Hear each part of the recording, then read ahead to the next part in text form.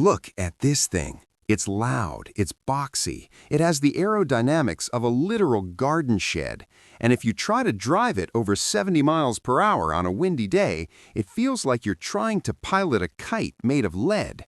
Yet, the Jeep Wrangler is one of the most successful, most recognizable, and most fiercely defended vehicles ever to hit the pavement, or the dirt. People don't just buy these things, they join a global cult for them. But here is the real question. In 2026, with gas prices being what they are, and competitors like the Ford Bronco actually putting up a fight, is the Wrangler still a good vehicle? Or are we all just paying a massive premium for a lifestyle we only actually live 2 weekends out of the year?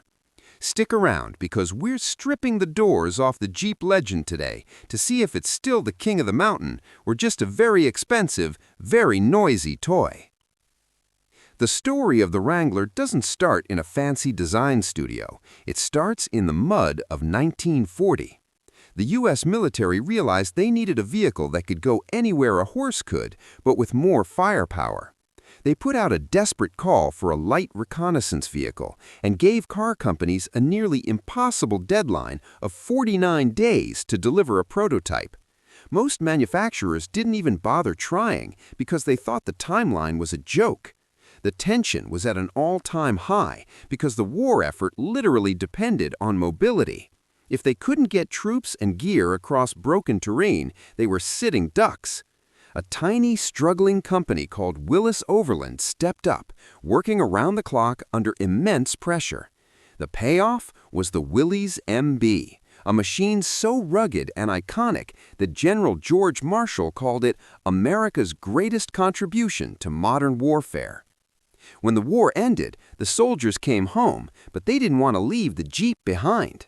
That military DNA was baked into the first civilian Jeep, and that same raw, unfiltered spirit is exactly what you're buying when you walk into a Jeep showroom today. When you look at a modern Wrangler, you'll notice it doesn't look like anything else on the road.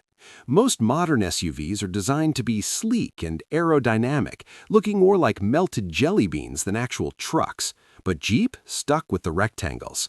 The setup here is simple. Jeep refuses to change the basic shape because that shape is what makes the Wrangler modular. However, that choice creates a massive amount of tension for the engineering team.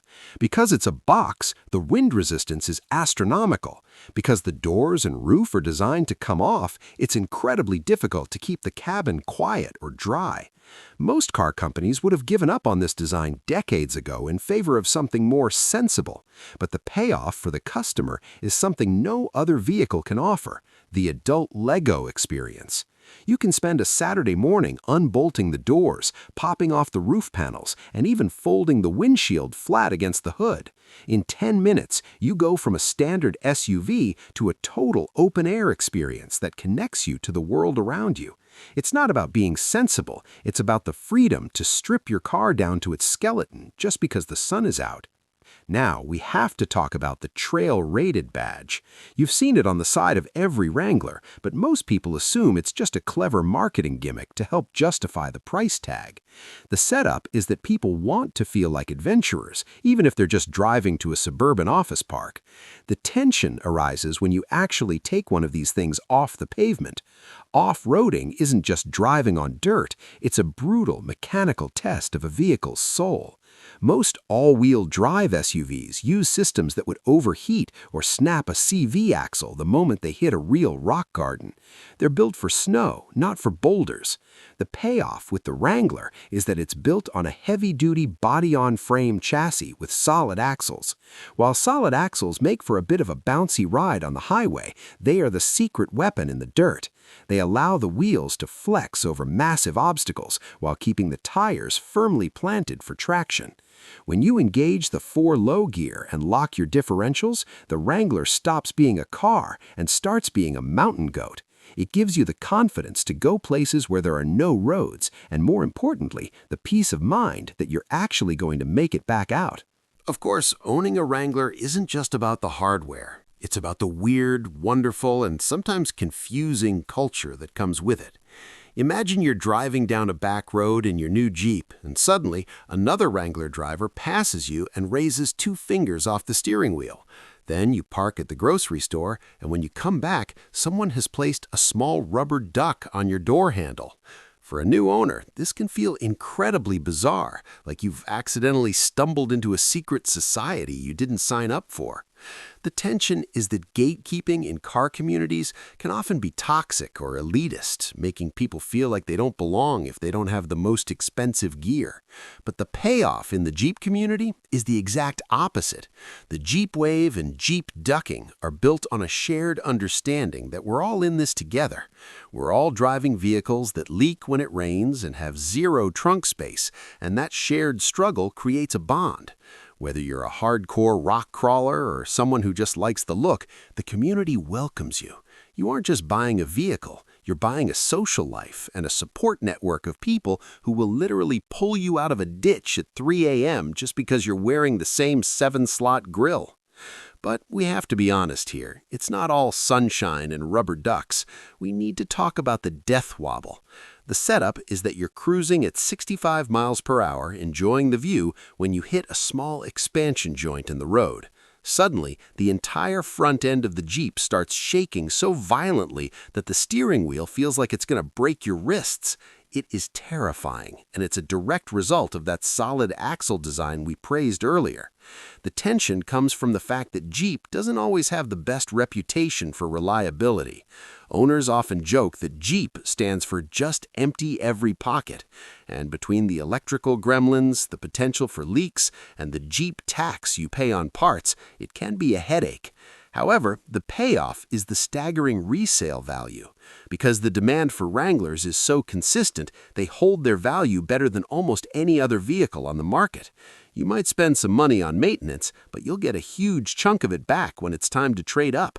It's a vehicle that defies the traditional logic of depreciation. As we look toward the future, the Wrangler is facing its biggest challenge yet. How does a gas-guzzling icon survive in a world moving toward electrification?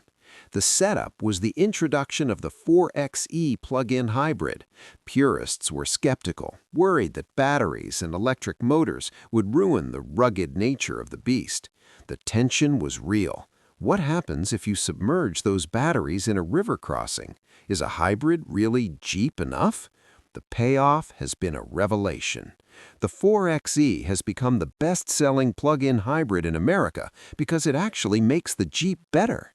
The electric motor provides instant torque, which is a dream for crawling over rocks where you need precision power without revving the engine.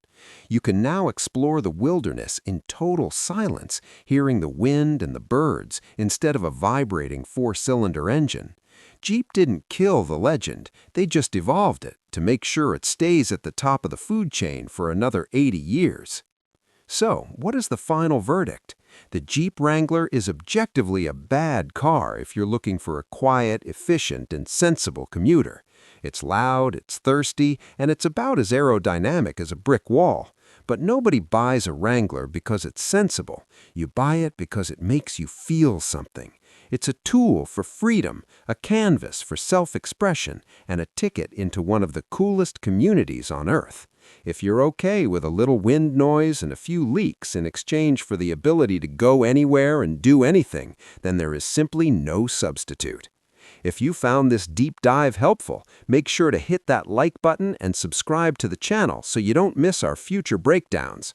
I'd also love to hear from you in the comments. Are you a fan of the new hybrid Jeeps, or do you think a Wrangler should only ever have a pure internal combustion engine? Let me know what you think below. Thanks for watching, and we'll see you in the next one.